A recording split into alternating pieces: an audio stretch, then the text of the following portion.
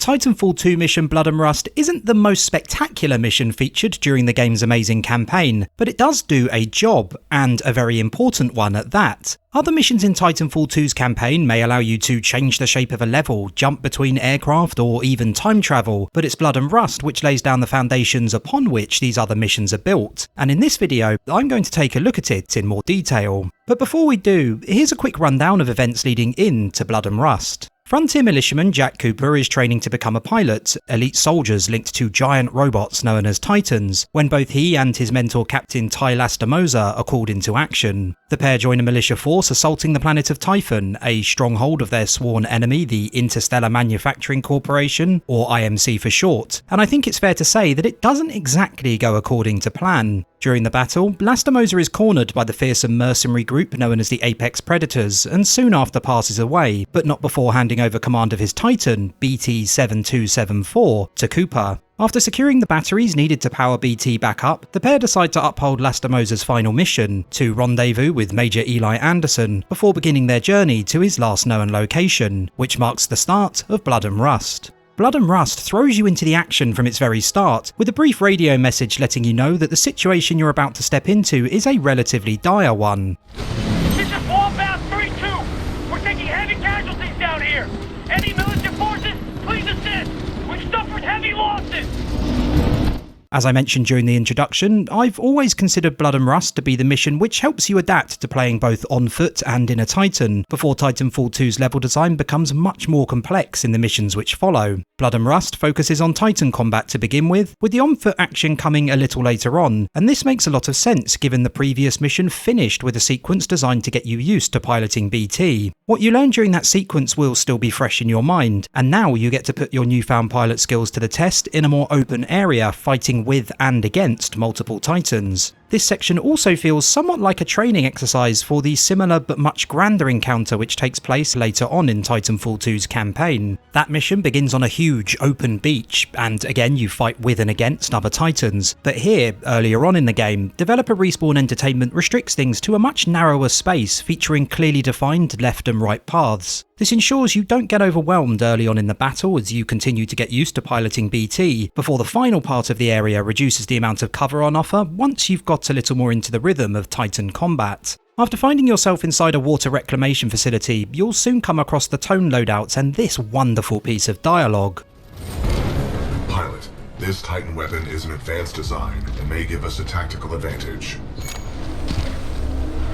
I think somebody's in love.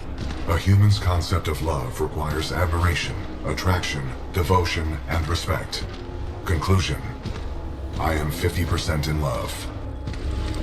Pilot, with the tone loadout, we can lock onto enemies and target them with tracking rockets. This will be useful in direct combat. While BT's comment here about being in love is one of my favourite in the entirety of Titanfall 2, it's the fact he twice encourages you to use the new loadout, which is really important. Tone is the very first loadout you pick up during the campaign, and BT's lines here are included to push you towards switching loadouts right at that moment, so you're then much more comfortable switching without needing further encouragement later on. You then get to fight against two Tones while also potentially using Tone yourself, which I suppose shows you how to both use the loadout and defend against it, but there are definitely far better examples of Respawn catering Titanfall 2's design to the loadouts you pick up elsewhere in the campaign. Once the enemy Titans have been dispatched, you're then forced to leave BT behind and head deeper into the facility on foot. What follows is a series of encounters against IMC grunts, and it's here I want to quickly highlight the sheer number of times Cooper and BT are separated throughout the campaign, because it happens a lot. In all fairness, it's not actually something I have a huge issue with during Blood and Rust in particular. A clear dividing line between on-foot and Titan gameplay gives you the opportunity to adapt to both during a mission which features relatively straightforward level design, and this particular separation also has the secondary purpose of really helping drive home the idea that Cooper and BT are two separate entities, which is really important at this stage of Titanfall 2. Some players may at first think of BT as little more than a massive suit of armour, and so having him be the one who tends to suggest the next course of action during Blood and Rust helps quickly dispel that idea. This line just after opening the gate blocking BT being a prime example. Pilot, the safety airlock has sealed you in the control room. You must find another way out. We have no choice but to split up.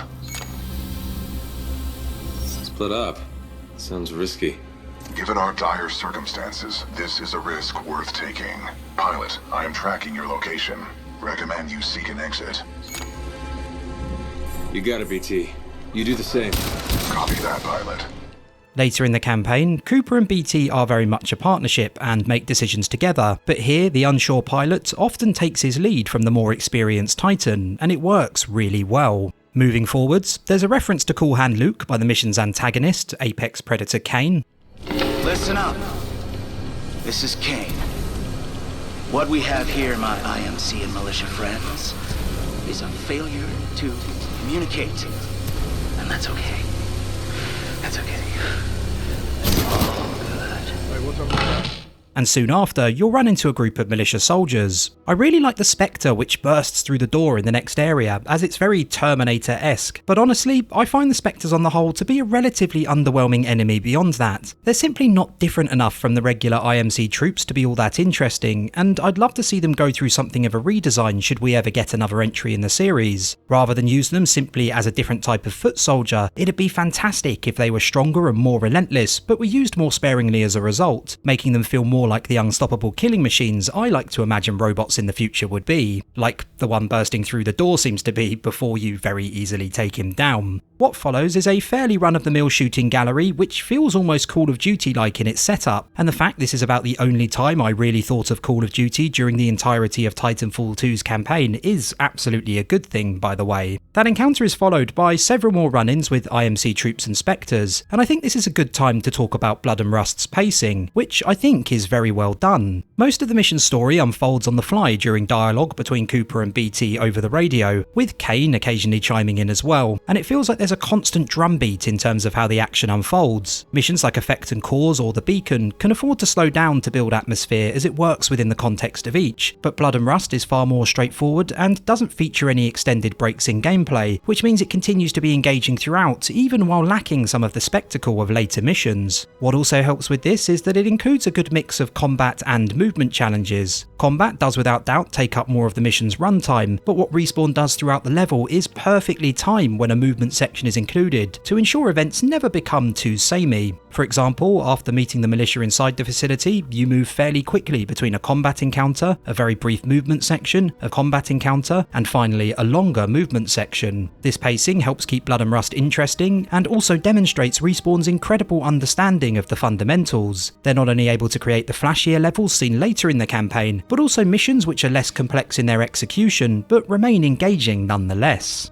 During a brief lull in proceedings, BT issues Cooper with a warning about what may be coming next. Scans indicate multiple IMC security forces. Prepare yourself, pilot.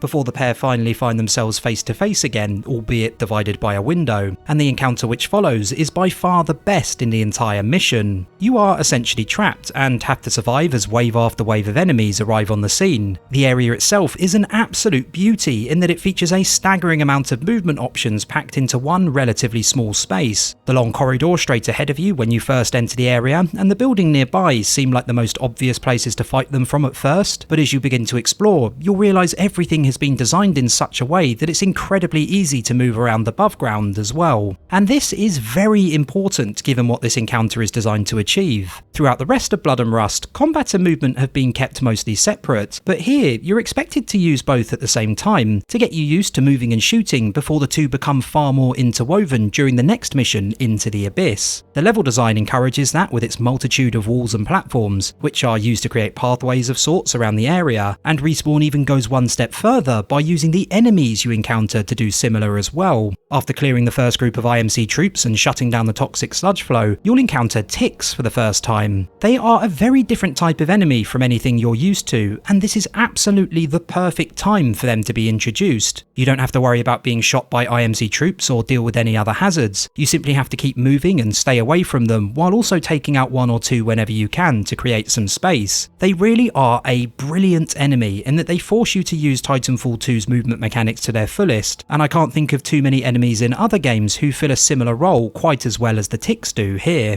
Of course, you don't end up just fighting ticks on their own either, and you'll soon have to deal with both them and IMC troops as well. It's a ramp up in difficulty which some may have found quite harsh, but I think everything leading up to this point puts you in a pretty good place to be able to deal with things, should you put into practice the skills you've been honing during the rest of the mission. Once the area has finally been cleared, you're reunited with BT, and then it's finally time to face off against Kane in a boss encounter which is okay. Kane isn't too difficult to take down when playing on anything other than Master, and I also really dislike that another enemy Titan is involved at the same time. It doesn't really add anything, and honestly, I'd prefer if he was removed entirely and Kane had a little more firepower or could take more damage instead. His Titan is very similar to Scorch, which you'll be able to use in the next mission yourself, which is a nice preview I suppose, but beyond that I don't think there's really anything to write home about during this particular encounter. After dispatching Kane, you take his radio, listen to the Apex Predators communicate for a while, and BT lets you know that you have gained a tactical advantage.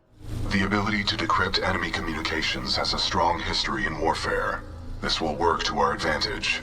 Before Blood and Rust comes to an end. Other than the encounter in the open area right before taking out Kane, there's nothing I'd say was particularly special about Blood and Rust, but that's no bad thing. In a game like Titanfall 2, which is packed full of special moments, there needed to be a mission like it, one which gently pushes you to adapt to the game's mechanics before everything else is turned up to 11 later in the campaign. It may not be one of Titanfall 2's most talked about missions, but ultimately that doesn't matter, because it does the job it needs to do brilliantly.